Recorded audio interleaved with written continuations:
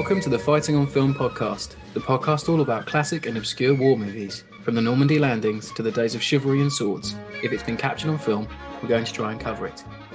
I'm Robbie of RM Military History. I'm Matthew Moss of Historical Firearms and the Armourer's Bench. Hello, welcome back to Fighting on Film. This week we embark on Operation Delta Force December. To kick off this action-packed month, we are joined by the film's director, Sam Firstenberg, director of cult classics such as American Ninja, Avenging Force, American Samurai, Riverbend, and Delta Force 3, The Killing Game. Sam, welcome to the show. It's a pleasure to have you. Pleasure to be with you, and it's nice that you invited me to this show. Since it's the first time I'm doing a podcast regarding this movie. Oh yeah, I bet. Usually I'm interviewed about American Ninja. That's the most popular. But this is the first time I'm interviewed about Operation Delta Force, so I'm happy to be here. Oh, fantastic. That's fantastic. So we usually cover production ourselves, but since we have you with us, Sam, could you give us like a brief rundown of how the film came about, any interesting stories about the setting up of the movie? Right. I started my career with a company which was called Canon Film. Yeah. In Canon Film, the most famous stuff that we did was, of course, the Ninja movies. Revenge of the Ninja, Ninja 3, American Ninja number 1. And I also directed for them a dance movie, Breaking to Electric Boogaloo. And then the company dissipated. The company went bankruptcy, disappeared from the face of this earth. Canon was also famous for the Delta Force movie, Chuck Norris. Yes. This was the big hit for Canon, the two Delta Force movies. And then the company disappeared, and another company came on the heel of the company. Same people, more or less. I think it was called Global Film, I think. And they wanted to do, they had the right to do a sequel to Delta Force. So they hired me to do Delta Force number 3. Chuck Norris was not anymore in the formula. And this company disappeared, Global Film disappeared. And during the days of Canon, I directed the movie American Ninja number 2 in South Africa. It was done in South Africa. And the company that helped the production was called New Image, or at the time was New Metro. New Metro was people who knew the people of Canon. They were friends. The heads of New Metro and the heads of Canon were friends. And for some financial reasons, we were filming the movie American Ninja number 2 in South Africa. When those two companies that I mentioned earlier disappeared, the people of New Metro created a production company which was called New Image. Later, New Image produced many, many movies, and they called me in to make a movie for them, to direct a movie for them. The name of the movie was Cyborg with David Bradley.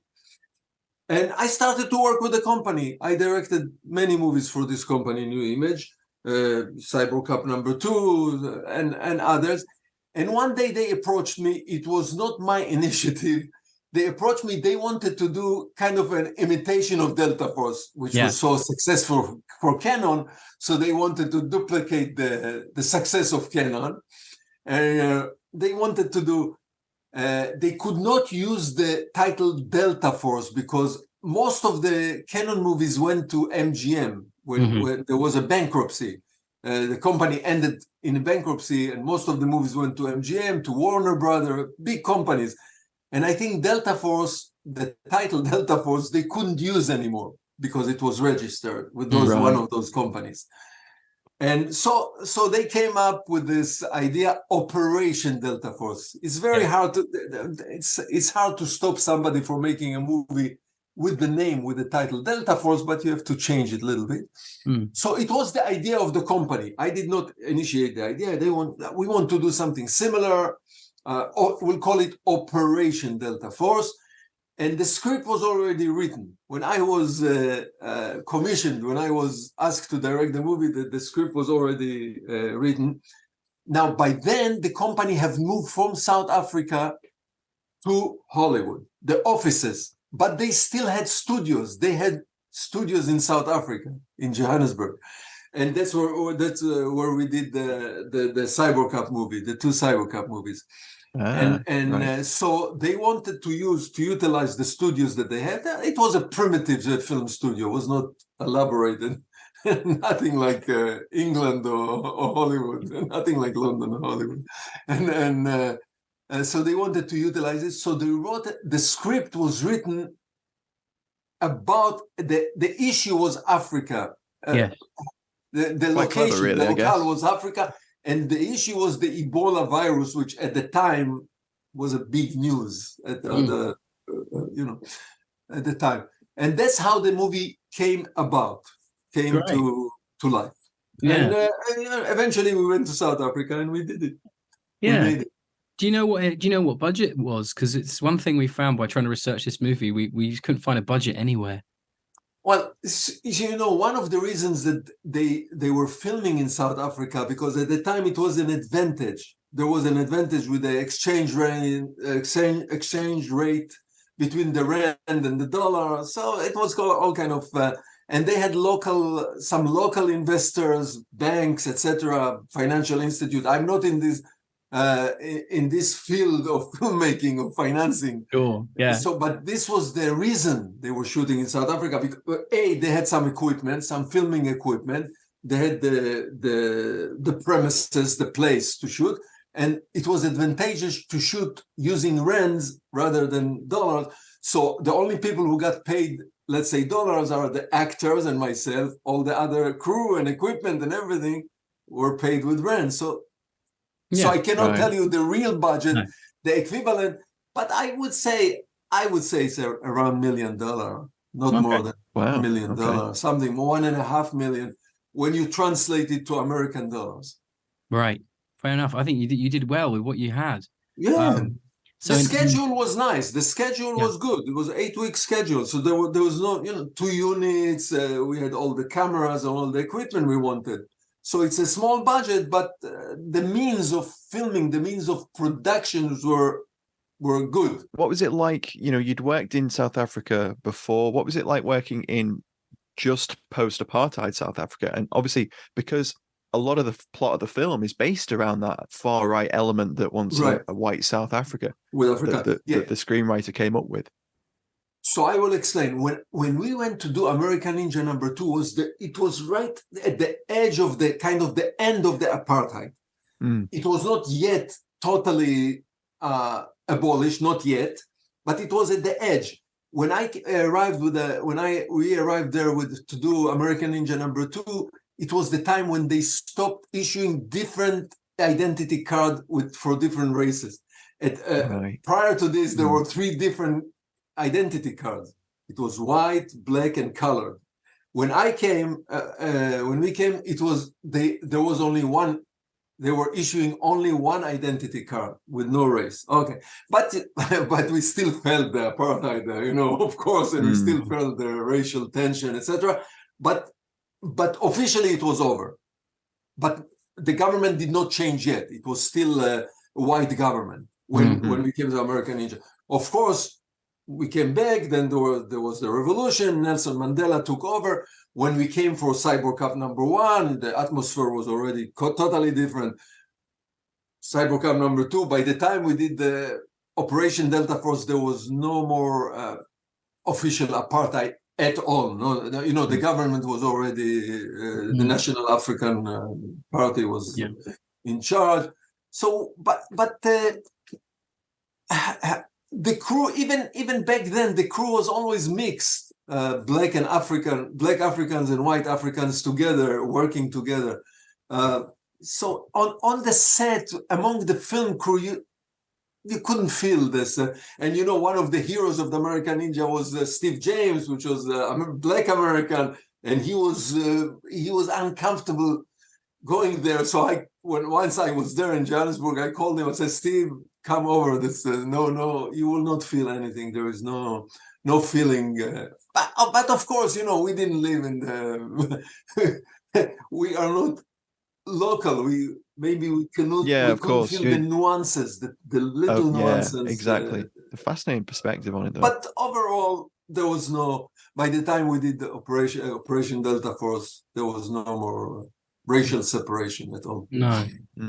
So in terms of a little bit more about the production, I've got some things here. So the cinematography is by Yossi Wine. He would go on to direct the sequel to Operation Delta Force 2 Mayday in 1998. He also was a cinematographer on Cyborg, Cop, Danger Zone, and Navy SEALs. It was released on the 16th of September 1997 in the US. It was a HBO home premiere, and then it went straight to video. And I have a retro review for us this week. Very rarely I get to do a review in front of the film's director. This is a first on the show, I think. So our retro review this week comes from TV Guide from 1997. I've cut it down for ease, but it follows as this. Viewers of Operation Delta Force can snooze at any point and not miss anything essential plot-wise. The Special Forces adventure, which premiered on HBO and then was released directly to home video, is for action junkies only. Such fans will only be miffed when the prodigious action sequences are interrupted to deal with McKinney's sexist belligerence towards a female comrade or Lang's trumped-up animosity towards Tipton. Elements obviously added to space out the mayhem. There we are. I would say it's an accurate description. I will tell you, not to make excuses or anything like this. I inherited the script. The script was given to me, and many times, as a director, when I get a script, I have enough leeway to change a little bit, to work with the writer. Sometimes hire a different writer for what they call in Hollywood polishing a script, polish the script, and so on. Here, there was a unique situation. The script was written by the two executive producers who produced the movie. So it was Danny Lerner and Trevor Shore. They wrote the script. So I was in a tight, uncomfortable situation of telling them, isn't it? You know, I don't like this, I don't like that, because if they would tell me we like it, what can I do? They are the producers of the movie. In other movies, usually after writing, we didn't have the writer with us anymore, and the producers didn't care. You know, let's say I'm doing a Revenge of the Ninja. Producers don't care if I change the script or not. But here, in this case, it was awkward situation. It was tight because those two guys are the producers and they are the writer, and both of them from South Africa. You know, they came from South Africa. By then, the offices were in Hollywood already, as I told you. They moved the offices to Hollywood. But still, they were high on this whole ideas that telling a story about Africa and on and on. Now, also the company, the way it was, Canon was the same thing. Canon and New Image had this kind of the same philosophy. We need a lot of explosions. We need a lot of helicopters. We need a lot so we can sell it easily. So my feeling today, retrospectively, of course, speaking, that it was pushed way too much into the action side of making a movie. We always had formula when we made movies, and this was, as a director of action movies, this was my formula: 50% action, 50% story. I always believe that if you give the audience, the action audience, lover audience, if you give them less of 45 minutes action in a movie, it's a cheat. You're cheating them. But I re-reviewed this movie, Operation. I'll tell you, there is way more than 45 minutes action. So as a consequence, there was not enough minutes, let's say, minutes in the movie to develop the character or to develop. And so, you know, if you think about, if you're looking at American Ninja, or the relationship between Michael Dudikoff and Steve James, the love story between Michael Dudikoff and Judy Aronson, there is enough time to develop those, therefore enhance the empathy of the audience to the character. And here in Operation Delta Force, a lot of military action, really a lot of military action, less of developing the characters in a way, or developing the element of what is on stake, what is at stake, why are we, it's not developed enough. and therefore it diminished a little bit from the emotional involvement of the audience in the story, how much they care. So the review that you read is pretty fair. I would say. I wouldn't say that it's necessarily a bad thing. I think the film very much knows what it is. And I think if you go into it looking for an action movie, you're going to be more than happy. And I don't even think that the fact that obviously it isn't that 50-50 spread that you talked about, I think we get enough context of who these people are. And the film does it in a very economical, but also pretty decent way of explaining, like, Tipton's had a, bit of controversy, friendly fire incident. He's killed Lang's brother. There's some misogyny going on. The baddie's really bad. I think it all gets laid out really nicely, even though obviously the lean's a little bit more to the action side of things. But damn, does this film, it really does get everything in. I made a note at the end. I was going to say it at the end of the show, but it honestly, you get a hostage rescue, buggies, boats, train assault, village set piece, Ebola outbreak, Halo jump, boat assault, everything. It's all there. I'm with Matt on that one. I think reappraising something from, it's not 20 odd years ago now, but like it's streamlined. I think now if you produce something like that for a Netflix, for a Prime Video, and you are unashamedly saying, look, this is an action film, this is exactly what you're going to get, I think it really flows quite well. We say a lot on the show, you can leave your brain at the door and you can sit down with a snack and a beer or whatever, and it's just an enjoyable watch. Like, it's not, you know what you're getting, and I love it for that. Me and Matt say a lot that, and I was going to say in final thoughts, but I'll echo it now, I'll probably say it later as well. This type of filmmaking, this home premiere, straight to video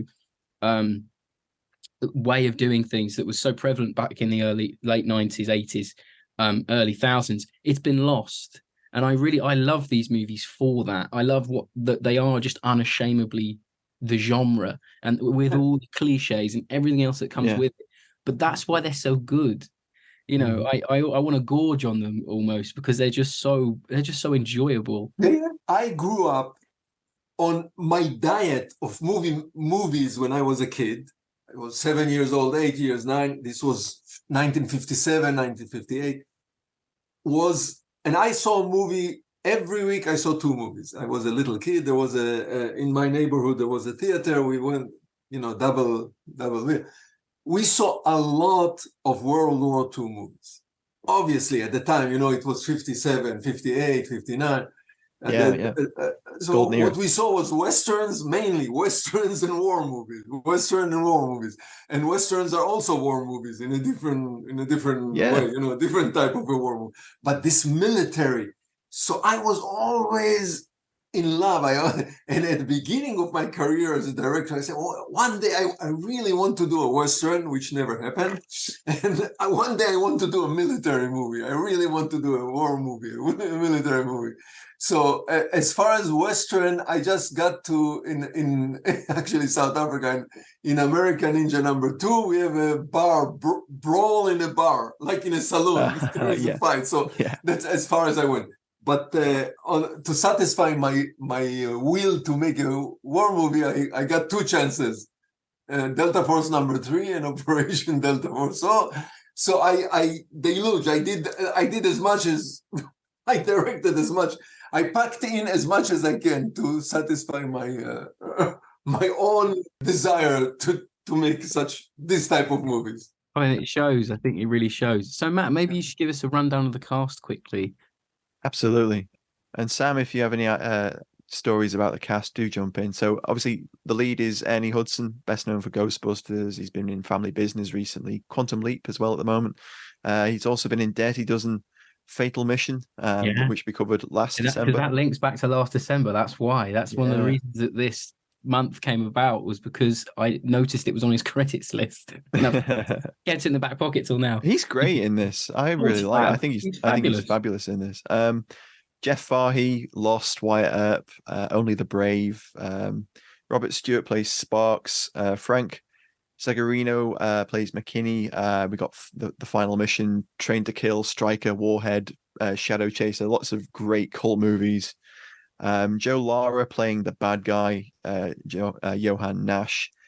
Again, he was in Warhead. He was in a Tarzan show in the 90s, and he was also in Operation Delta Force 4 as well. So we'll be mentioning him again later this month, I'm sure. Yeah. Then we got Todd Jensen, who played Hutch, and he was in Operation Delta Force 2 as Sergeant Lombardi, and Operation Delta Force 5 as Bob Johnson. So he's in 3 of the movies in 3 different characters as well. And he was in Cyborg, Todd Jensen. He was, yeah, and Warhead, and he was also an extra in an episode of CI5, The New Professionals, Rob. Wow. Yeah, got that in there for you. The lesser talked about professional series. Indeed, yeah. So here it was what happened. First, there was the script. The script was given to me. The company, New Image, they had relationship with Jeff Fahey because they made another earlier before they made another movie with him, with Eric Roberts, I think. It was something about the waterfall. I forgot the name of it. But they already had in any case, they already had a relationship with Jeff Fahey. So they spoke with him. I was not involved, so many times a director is involved in the casting, but in most of the cases, director is not involved in the star, in the 1 or 2 stars, because those are deals which are made between the producer and the agency and the people who will buy the movie and the distributor. So getting the star of a movie is sometimes it's a financial decision, I would say, business decision. Definitely. Rather. So anyway, they had relationship with Jeff Fahey. So we spoke with him, they spoke with him, I met with him. Okay, he agreed to do this movie. Ernie Hasson, they did not have relationship. And neither I, but I suggested him for some, I don't remember how, I suggested that Jeff Fahey. I think by that time, Steve James already died. Right. He died very young, very early, Steve. And so anyway, so they approached him through the channels, through the agency. They found the agency. He came to meet me. I met with him. We liked each other a lot. He came aboard. Okay, he agreed. Frank Zagarino, I knew very well. I was friends with Frank Zagarino. Frank Zagarino was part of our group of action. I did not direct him prior to this, but he was part of the group of the action crowd, Michael Dudley. We can see it from his credits. He's in same that type sphere, of movies. So he was in New Image, and I knew him. I used to go to his house. We were friends with Frank Zagarino. So I knew him already. Joe Lara made movies I think even in Canon. So he knew Boaz Davidson. He was and Boaz Davidson is one of the producers of Operation Delta Force. So Boaz Davidson brought in Joe Lara because he made with him the movie, a prior movie, an action movie also, that Boaz Davidson directed. So Boaz Davidson brought in Joe Lara, and it was fantastic. I brought in Rob Stewart. I directed. Rob Stewart was the star of a television show called Sweating Bullet, and I directed 1 season of Sweating Bullet. I was friendly with Rob Stewart. He was the star. Cool. They had 2 names. This television series: Tropical Heat and Sweating Bullet. Oh, I've seen it called Rob Tropical Heat. Todd Johnson, I already knew. And he's a South African. Todd Johnson lives in Johannesburg. So he was in Cyborg Cup number 1, Cyborg Cup number 2. Okay, bring him along. He's in. So he was in. So kind of more or less, that's how the cast came together. Now, sometimes, interesting, just from a gossip point of view, sometimes you have a cast that they really gel together. They're really... they off-screen, they became friends, and it happened to me a lot. Michael Dudikoff and Steve James became good friends, and Judy Aronson. In this case, in our case, right here, Jeff Fahey and Ernie Hudson, which are the lead story, most of the story about them, they did not become good friends. They were not very friendly to each other. Oh dear. And I suppose that works for the plot, though, doesn't it? It can reflect it on screen because they have that on-screen animosity. Reflects on the screen. You can see it on the screen, exactly. And it was to a point Jeff, they have trailers. Actors have the trailers when they don't. Yeah. So Jeff always asks, put my trailer 100 foot away from the set. I want to be by myself over there. So he always had his trailer far away from all of us, from the set. Wow. So he would be. But toward the end, everybody, it kind of became a group toward the end. Frank Zagarino, a nice guy. Joe Lara, kind of a loner, off screen, outside.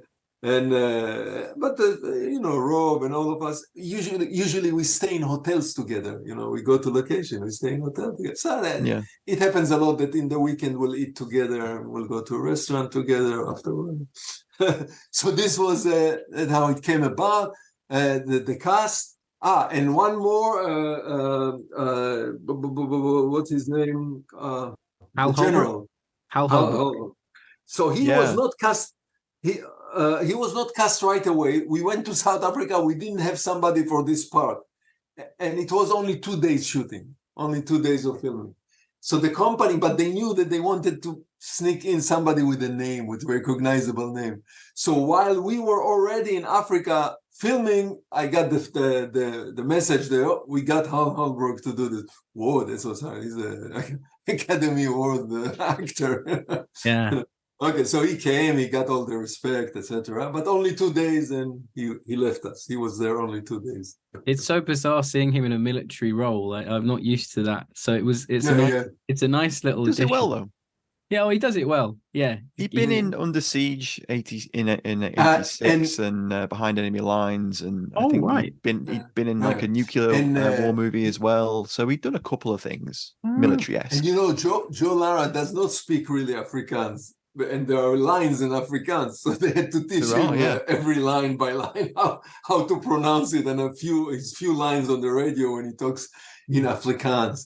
But he fit the bad guy. He was good. He's antagonist. definitely He nailed it as an antagonist of the movie. It's definitely a big bad. Yeah, it's very good. Yeah, there was Natasha Sutherland as well, who I believe is a South African actor. Yeah, she's a South African. Yeah, and she's been in a couple of things. There was also this one guy who dies in the Jeep. He's a South African actor. Yeah. And she Natasha, she was a South African actor. All the generals, all the supposedly American generals, etc. They are South African actors with the American accent. You never know. Yeah, there's that. There's Hal Brooks. I think one of them was American who lives in South Africa. But all of the actors, all the other generals, everybody, except the one that we have mentioned now, everybody was local. Holbrook's aide does a very good, I say good, but like Southern American accent. Yeah. Throughout, and that you can get that. Yeah. Okay. I like it. We might have. I don't remember if we dubbed any of them later or not. I don't remember, but I remember that one of them was an American actor who lived in South Africa. And he was training them to do the American accent. All those generals who sit around the table. Yeah, all of them are. So I think we've done the cast. I think now we should move into the alley tally and talk about some of the kit and equipment on show in the movie.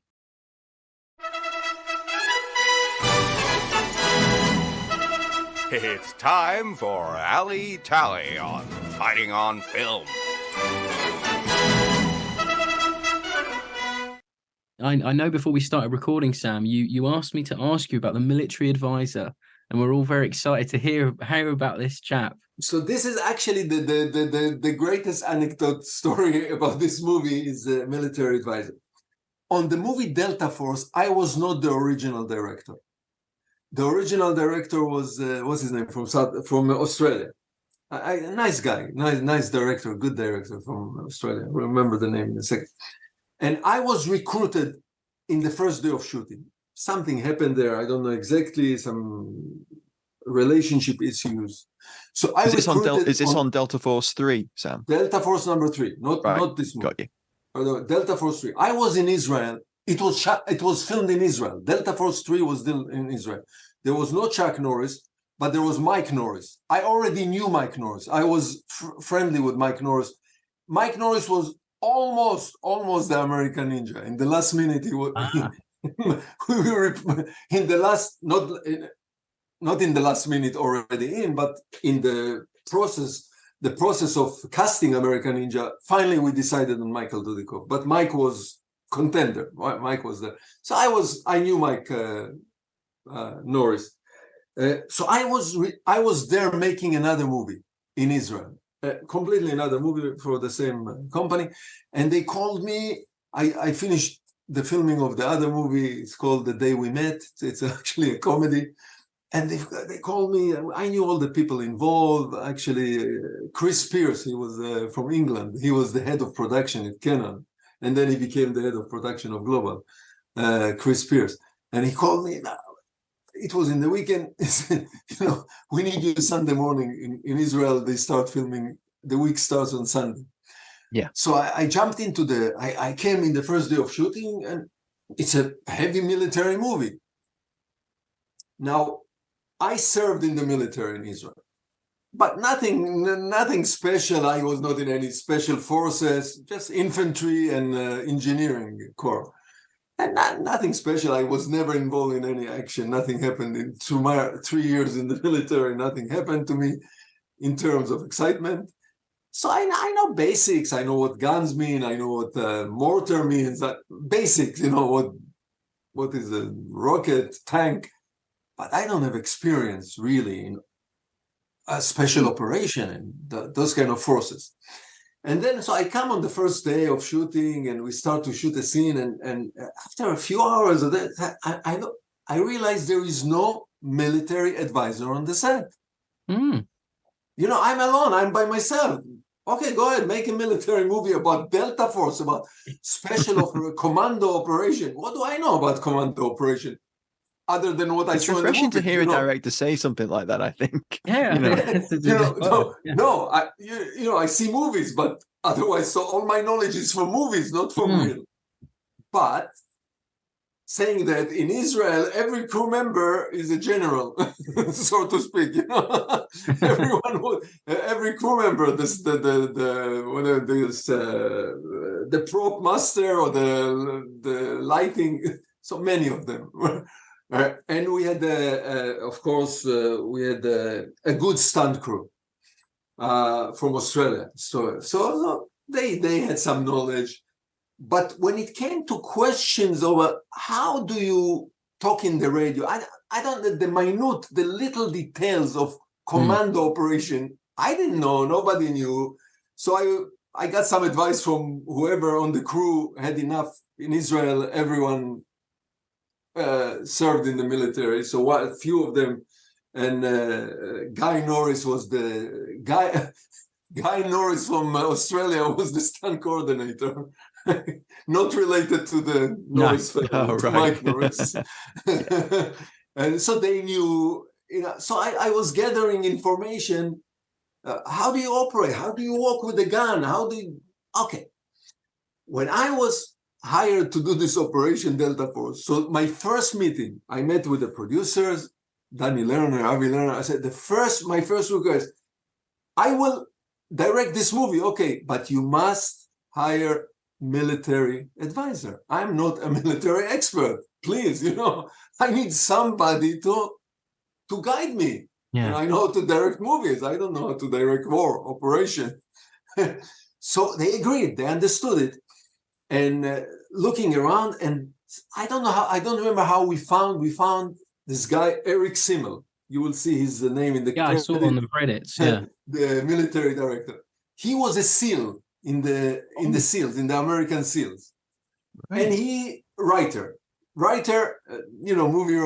script writer, and he did not write this script, but he was a writer and a military SEAL.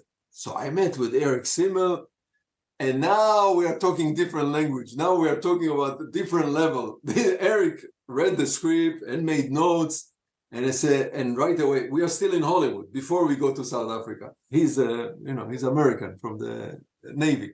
So American Navy. So he said, let me take you to a warehouse where we find the right gear So first of all, we went to a warehouse of weapon and equipment for rental, for movies.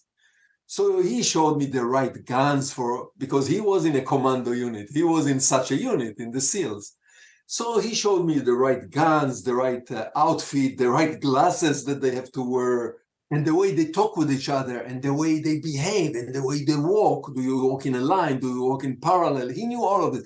But the first thing was the equipment. So we went to the right few warehouses where they rent equipment. So either some of them we rented and we shipped to South Africa. And this was also problematic. Shipping weapon to South Africa was problematic by itself. But some of it was duplicated in South Africa. We only had, and he knew all the right insignia and the uniform and exactly whatever symbol goes in every pocket and every shoulder, etc., and so on, and the diving equipment. And he came with me to South Africa. Now this was a different story for me, because now I could direct with ease, and every question I ask, I turn around to Eric. Eric, how do we do it? Oh, Eric, prepare the troop for tomorrow. You know, tomorrow we have the so-and-so scene. Or next Tuesday, go ahead and prepare them. Show them how they move and how they walk and how they... So this is one of the reasons when you watch Operation Delta Force, it looks believable. It has this feeling of that's how special units operate. Yeah, you know, I like that. He showed me, and those vehicles, those jeeps, open jeep was his idea. Was Eric's idea. Yeah, Delta Force patrol vehicle. Delta Force. This was Eric's idea, and he brought them in. You know, the truth that the movie is a little bit outdated. When you look at the equipment, I'm looking nowadays, the weapon nowadays is unbelievable compared to, and what was, we're talking only 30 years ago, Yeah. So for me and Matt, I mean, in terms of the kit and equipment, that's something we really enjoyed. So even the radio equipment they're using, it looks like medieval nowadays. There's a bit where Ernie pulls out one of those really chunky old mobile phones in the lab sequence. Yeah, I love that. I know. I had a very similar first phone when I was a kid. All of us. Yeah, sure. We had but the radio, the equipment, the guns, etc., it looks like compared to what they have today. But there's so much there, though. There's so much in there that's really cool stuff. The other one more problem in the movie, I must say, it sticks out to me. We had a sequence with the train. It's nice. It's exciting. The bridge. We found a fantastic location in South Africa. This huge, amazing tall location bridge where the two trains, but we couldn't get modern train. For I don't know, the production couldn't get the higher real modern, so we have two steam engines. I love that. I thought that was great. Like it looks so good. There's your Western again, Sam. That's the Western. There you go. This bridge, the train on the bridge is a Western. It's absolutely right. It has the look of a Western. Absolutely. Absolutely. So that's one more. This is one little detail of the old locomotives rather than having modern. So me and Matt, like some of the things we picked out when we were watching. Just the varied amount of weapons that are in the movie. So you've got your Delta Force guys with their silenced MP5 SDs. You've got Ernie Hudson running around with a captured Walther MP submachine gun, which Matt was very excited to see because they're very often. Nice. No, you don't. As I said, a lot of it is because of Eric. Now, one more story is the helicopter. Oh yeah, the helicopters. And the low-budget action production companies, they love helicopters and helicopter exploding. You'll see it in any action, low-budget action, independent movie, exploding helicopter. But anyway, there is in the movie this huge white helicopter. It's a Russian helicopter. ME8 or ME5, I don't remember the number. MI5, I think, MI8. How did we came about it? There was a war in Angola 10 years earlier, before. And Angola was communist. South Africa was fighting Angola. South Africans were fighting Angolans guerrillas. And Russia was on the Angolan side. So Russia supplied to Angola all those old, we can say old helicopters. They are huge. And hundreds and hundreds of them. And then the war came to an end between South Africa and Angola. And Russia didn't want them back. So in Angola, they were parked, and Angola had nothing to do with it, with those. So there was, the way I was told, there was like a big field with 400 those MI helicopters just standing there. Nobody knew what to do.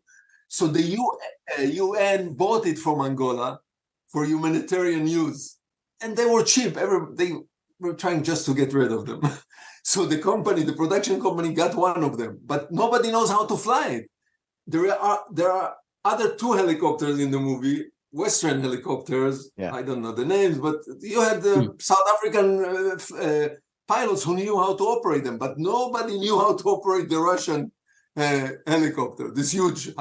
So they imported two pilots from Russia, came, somebody had a contact either in Russia or Bulgaria, one of those countries, Soviet countries, and two pilots came. A pilot and an assistant pilot came from just for this movie. They spoke English. The pilot spoke English, and wow, he came to the helicopter. It's even in a Russian terms, it's an old helicopter, and the helicopter is made. The shell of the helicopter is made out of a material, not aluminum. It's like a burlap. Yeah, the structure is aluminum, but when you touch the shell, it's a burlap. It's like a piece of material. Did you actually blow up the helicopter? In the scene where Ernie blows it up, was that the helicopter that blew up? Yes, was it that cheap? But what blows up is a mock-up. Okay, I was going to say. The real one. Yeah, I was going to say, are they that cheap that you could just blow it up? The art department have built a mock-up that we blow. We blow. Right. But then there's and this helicopter does not fly. There is a scene that Ernie Hudson crawls underneath. He opens a little, and the fuel comes out. This helicopter does not fly on benzene or diesel. It flies on kerosene. Like very primitive. So that's why it was safe to open it, because you will not open with a real gasoline, with the benzene, and this kerosene does not light up. So that's why it was safe to open it and to let it. And the pilot, and there is a section over there, and the pilot came. We talk before every helicopter maneuvers or something. The pilot talks with the director or the cinematographer. Where do you want it exactly? So the pilot came to us and said, standing by the camera, where do you want the helicopter? I said, right there over the canyon, right there, look at the camera. He brought the helicopter right to this precise point in the viewfinder of the camera. And he was not a movie pilot, he was real ex-pilot. He was a retired pilot, an ex-pilot. Now, the stunt crew is a local stunt crew. The entire stunt crew was in South Africa. Was when I came there first with American Ninja, they had a very basic stunt crew. So we brought stunt people with us. I brought in B.J. Davis from Hollywood, and 4 stunt, and they started to train South African stunt people. We finished American Ninja 2, and the stunt, B.J. Davis stayed in South Africa, and he kept training South African stunt people. By the time we came to Operation Delta Force, the American people already left. The American stunt people left, and the entire stunt crew of Operation Delta Force were South African, including I saw a lot of flying when I reviewed the movie. Every explosion had flying bodies flying over fences and over flames, and those are done with ramps and all kind of cable and all kind of mechanical, and they did everything really, really well, including the guy who parachuted into the stuntman, who supposedly Natasha, but it was a stuntman who parachuted right into the camp. We'll talk about a few of the main favorite scenes in a moment, but there's some really great stuff, and I have to mention the classic 90s suppressor sounds. because you got all those. Rob mentioned the MP5 SD, but you had like a suppressed grease gun, and there's lots of suppressed pistols because they're special forces, so they have to have suppressed guns. But you get that classic, some of those classic suppressed sounds, and I love.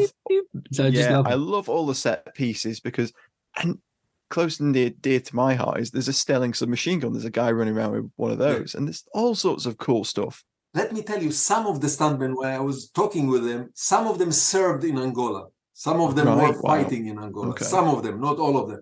But some of the stuntmen had the military experience because they were fighting in the South African army in Angola. I don't know if they brought in some special forces by like the descending on the wall with the cable going upside down. Oh, yeah. Running on the down wall. They did it very well, or coming out of the helicopter with the cable.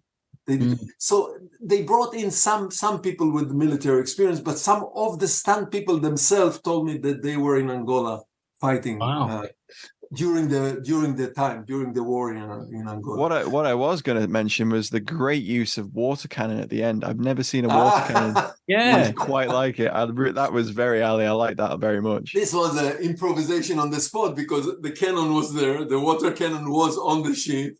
And, I'm always looking, when I direct action movies, I'm the director. Of course, many people are helping the director, especially when it comes to action, the stunt coordinator. But I always, in my mind, I always think about the audience. And our goal, my job, let's say my goal, my purpose is to excite the audience on the screen, to make it exciting. So the people...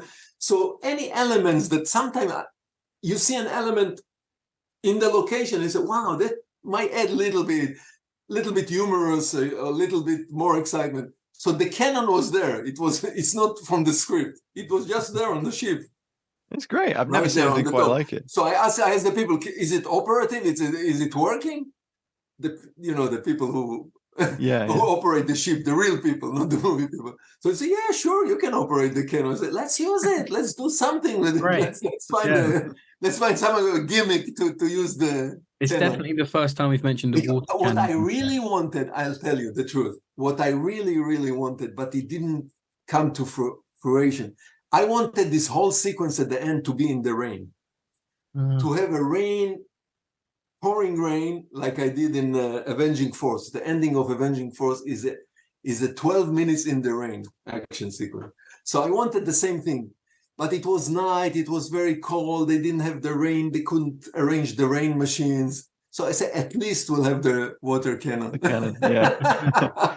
That's great. Well, I think that takes us really nicely into favorite scenes territory, and we can all talk about some of our favorite sequences from the movie. So Sam, as you're the director, do you have a favorite scene from the whole movie? I enjoyed a lot working with the train. I'll tell you the truth.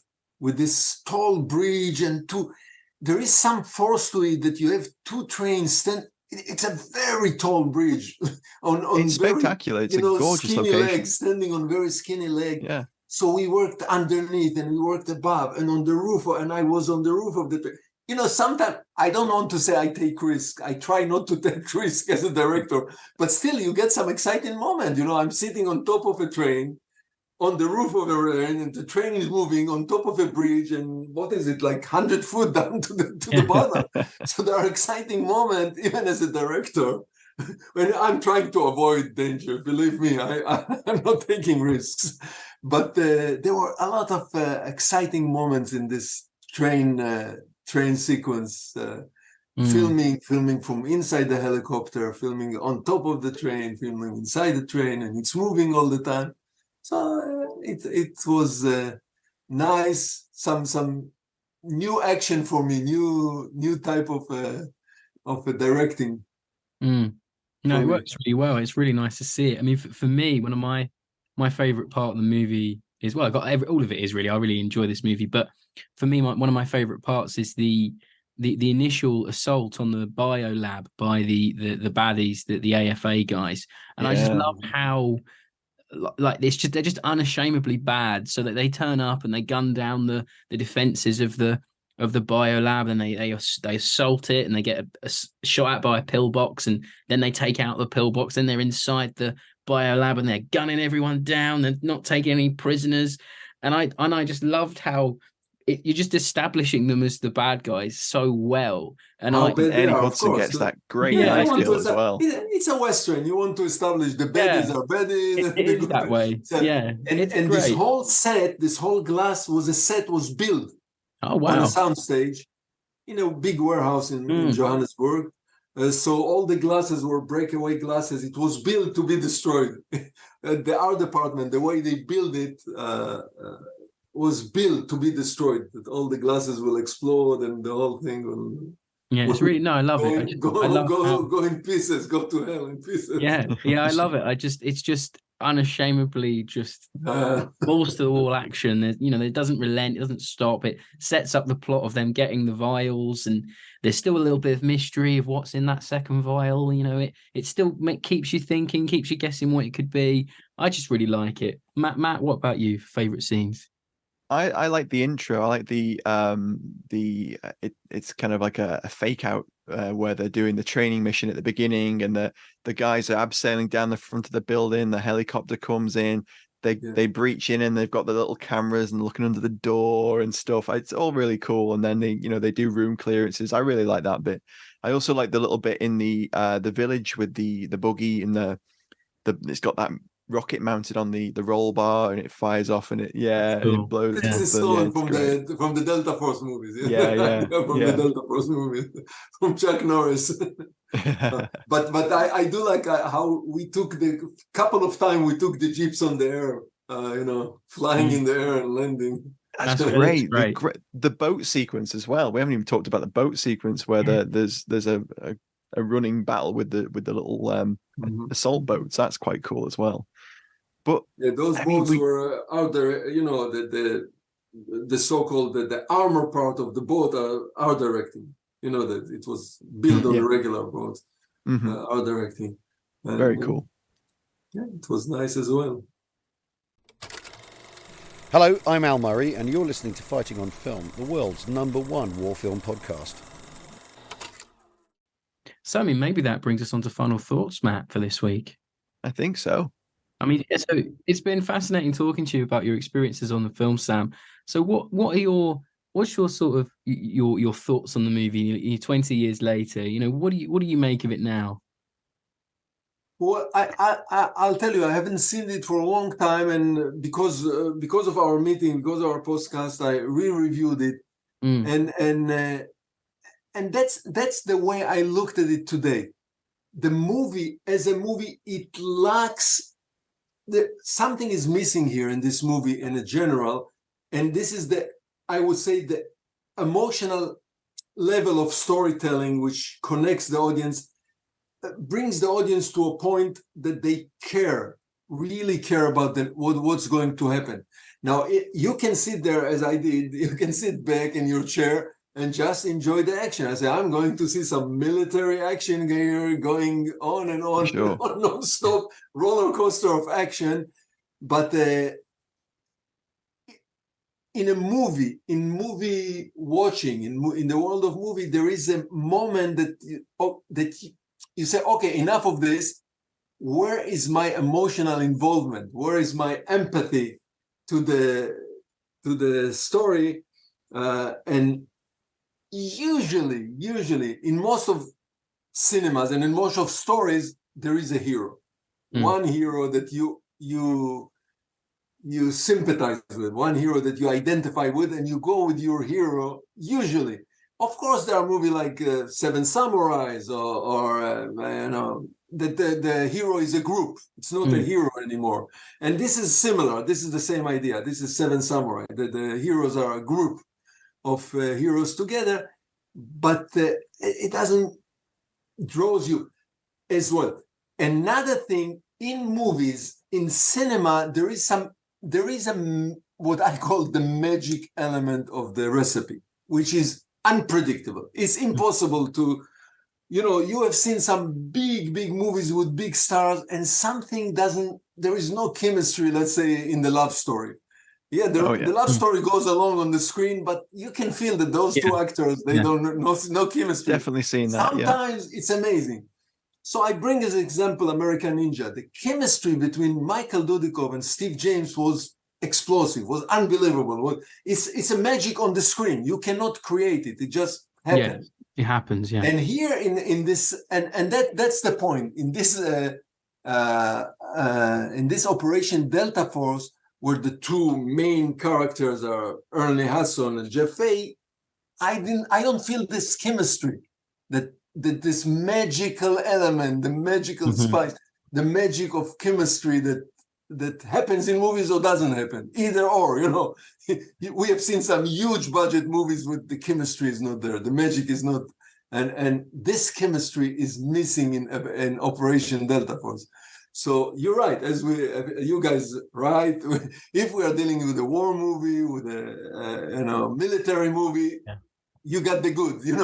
You sit there as an audience and you see what you came to see, and it's pretty, as I told you, and it's pretty accurate because of Eric Simmel. What we see in the screen is pretty much accurate to what really happens in special forces, in the level of the magic of relationship. The movie lacks. Yeah, I mean, I do agree with you there. I think, and there's not many. To be fair, there isn't many scenes where Hudson and Fahey are chatting that much. So maybe that hinders it. Maybe the best scene is in the Hercules, in the airplane. Yeah, that's a good one. This is the best scene between the two of them. When they find out that they're infected, that is good. But in terms of final thoughts for me, like we picked the Delta Force franchise just as a little bit of fun for the end of the year to take us into December, but we didn't fully know what to expect going into the first movie. And I got to admit, I watched it with my wife, and she's a massive critic. She used to work in film. She was a camera op. She used to do sound, and she was sitting there and she was going, "Yeah, it's just quite enjoyable. You know what you're getting." And I think that's why I love these movies so much. As I said earlier, it's a lost art for me. These canony Globus movies, they just don't make them anymore, and I just love it. And what a way to kick off December. And I'll tell you there is one magic in those movies, and it's true to all the movies that I happen to direct, the action movies. What you see in the screen really happened. No gimmicks, no optical effects, no digital effects. This is something that I think about as well. Everything you see on the screen physically happened on the set. If you think about films now, every fly of a jeep, everybody who rolls down, everybody comes down the building. This is for real. No gimmicks, no optical, no generated, digital generated images, nothing. Well, so that's nice. You feel it as an audience. You feel it's subconscious. You don't have to sit there as an audience and say, wait a second. You don't. But there is something underneath that you feel how rough it is, how real it is. What you see. That is exactly what I was going to say, because you watch films like this now, and there's an over-reliance on CGI, and the CGI is often not very good because the budget isn't there. But you've made a film for $1 million, and you get in a hostage rescue, boats, trains, set pieces, Ebola, a halo jump, helicopters, everything's in there. Ernie Hudson's great, despite, there not being that chemistry that you've just eloquently spoken about. But I think as an action movie, I think it really does work really well. It has something to it. I really did enjoy it. You don't get that very often with this sort of film nowadays, that when people try and make these sort of films, it doesn't always quite hit the mark. Yeah. Yeah. Or they're too serious. The 80s and the 90s were a very good time for low budget independent action movies. Very good time. Absolutely. There was enough budget. Today there is not enough budget for those kind of movies. And hey, listen, I'm happy that you guys enjoyed it, and I'm happy that other viewers that or other listeners that are listening now to our podcast enjoyed it or will go now and watch the movie. I'm sure they will. So, I mean, we have to round off the episode there. Thanks very much for joining us, Sam. It's been an absolute pleasure listening to you tell us all about the making of the movie. And please do go watch Operation Delta Force if you can. It's out there on YouTube. Someone must have the rights to it. And they've uploaded them all. And do join us next week for Operation Delta Force 2 Mayday. So please do join us then. And you can catch the rest of the podcast over on fightingonfilm.com. There's nearly 160 episodes. I'm sure sure there'll be something in there for you to enjoy. So thanks for listening, folks, and we'll catch you next week. All that's left to say goodbye. Okay, goodbye. Thank you for having me. Our pleasure. Thank you. Bye now. Bye-bye.